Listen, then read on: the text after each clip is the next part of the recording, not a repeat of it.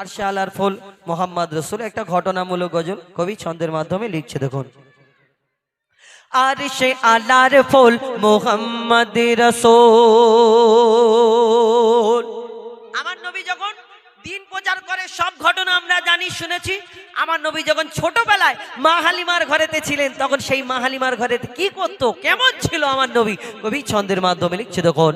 আরশে আলার ফুল মোহাম্মদ রসুল আসলো যেদিন হতে দুনিয়াতে।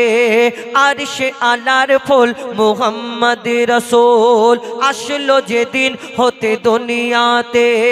সেদিন হতে এই সারা দুনিয়া ভরে গেল দেখো রেহমতে। আরশে আলার ফুল মোহাম্মদ রসুল আসলো যেদিন হতে দুনিয়াতে।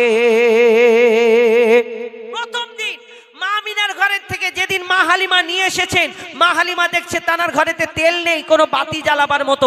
তিনি চিন্তা করলেন পরের বাচ্চাকে নিয়ে এসেছি, কেমন করে অন্ধকারে থাকবে, আমি না হলে থাকতে পারবো, কিন্তু এই পরের বাচ্চাটাকে নিয়ে এসেছি। তখন মা হালিমা চিন্তা করতে করতে ঘুমিয়ে পড়ে। গভীর রাত্রে যখন ঘুম ভেঙে যায় দেখে ঘর চারিদিকে আলোয় আলোকৃত হয়ে আছে। তো সেই আলো কোথা থেকে এসেছিল? ওই তানার ঘরে তো তেল ছিল না। কি হয়েছিল? কবি ছন্দের মাধ্যমে লিখছে দেখুন। মা হালিমা বলে মোহাম্মদ প্রথম যেদিন এলো আমার ঘরে। মা হালিমা বলে মোহাম্মদ প্রথম যেদিন এলো আমার ঘরে।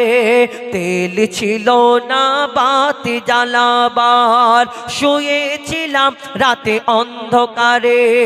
গভীর রাতে দেখি লক্ষ্য করে ঘর রয়েছে আলোতে ভরে। গভীর রাতে দেখি লক্ষ্য করে ঘর রয়েছে আলোতে ভরে। কেন? মোহাম্মদের চেহারাতে দেখি এক নূরের বাতি ঝিলমিল করে, নূরের জ্যোতি ঝিলমিল করে। অবাক হয়ে আমি তাকিয়ে থাকি, অবাক হয়ে আমি তাকিয়ে থাকি মোহাম্মদের মুখ পানেতে। আরশে আলার ফুল মোহাম্মদ রসুল, আরশে আলার ফুল মোহাম্মদ রসুল। তারপর মা হালিমার ঘরেতে আরো কি ঘটনা ঘটে কবি ছন্দের মাধ্যমে অতি মূল্যবান কথায় লিখছে দেখুন। দুধ খাওয়াবার জন্য আমি মা হালিমা প্রত্যেক দিন তানার ঘরেতে ওই ছাগল ছিল এবং তানার ঘরের ছাগলগুলোকে প্রত্যেক দিন জঙ্গলের মধ্যে পাঠাতো। কিন্তু একদিন দেখছে হঠাৎ মা হালিমার ঘরে সব ছাগলগুলো আছে, একটা ছাগল খুঁজে পাওয়া যায় না, একটা ছাগল খুঁজে পাওয়া যায় না, একটা ছাগল মিসিং। তো চিন্তা করছে কি করে আমার ওই ছাগলটা কে নিয়ে গেল, কোথায় গেল, জঙ্গলে রয়ে গেল নাকি চিন্তা করছে। যখন মা হালিমা বসে বসে তখন আমার দয়ের নবী মায়ের নবী আস্তে আস্তে এসে হেঁটে হেঁটে এসে বলছে, মা গো তোমার ওই ছাগলকে কে নিয়ে গেছে, কোথায় নিয়ে গেছে আমি সব জানি, আমি তোমার ছাগলকে ফিরিয়ে আনবো, একবার পারমিশন দাও। কি কোথায় আছে ছাগলটা, সেই ছাগলকে কোথায় নিতে গেল আমার দয়ার নবী। কি হয় ঘটনা লিখছে দেখুন। রোজ আসেন ছাগল চরাতে, দূর থেকে নূর দেখি সবাই। কালকে আপনি আসেননি আমরা মনে মনে ভেবেছি এটাই।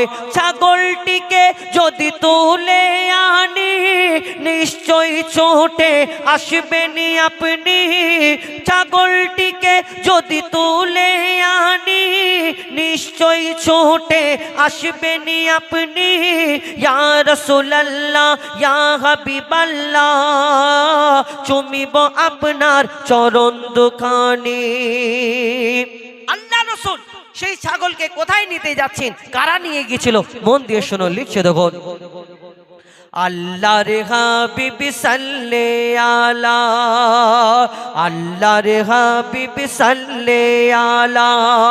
গেলেন জঙ্গলের দিকে, গিয়ে দেখেন জঙ্গলের বাঘেরা নিয়ে বসে আছে ছাগলটিকে।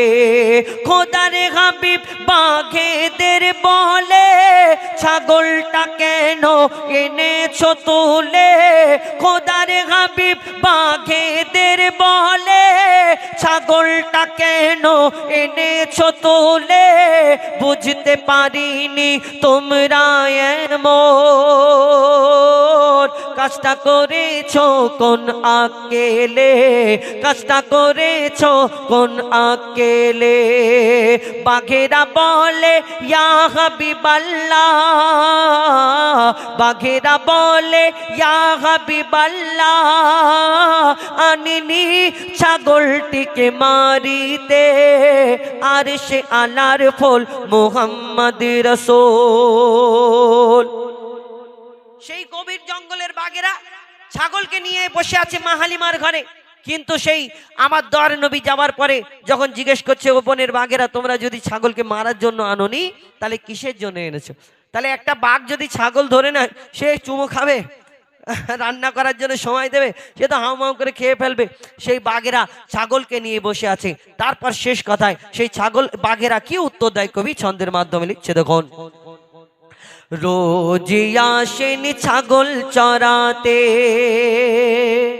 ইয়া রাসূলুল্লাহ আপনি তো প্রত্যেক দিন ছাগলদের নিয়ে আসেন, একদিন দুদিন তিন দিন হলো আপনি যখন আসেন না, আমরা বড় চিন্তায় পড়ে গেছি, কেন আমার নবী আসে না? তখন আমরা এই চিন্তা করেছি। কি চিন্তা করেছিল?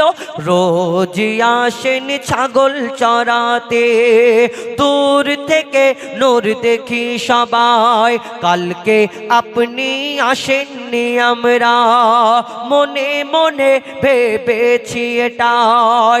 ছাগলটিকে যদি তুলে আনি নিশ্চয়ই ছোটে আসবেন আপনি, ছাগলটিকে যদি তুলে আনি নিশ্চয়ই ছোটে আসবেন আপনি। ইয়া রাসূলুল্লাহ ইয়া হাবিবাল্লাহ, চুমিব আপনার চরণ দুখানি, চুমিব আপনার চরণ দুখানি। দরুদ পড়ে ওই বনের বাঘেরা, দরুদ পড়ে ওই বনের বাঘেরা দেয় চুমা নবীজির পায়েতে, আর সে আলার ফল মুহাম্মদ রাসূল, আর সে আলার ফল মুহাম্মদ রাসূল। শুনলে এটা ফরমাইশ।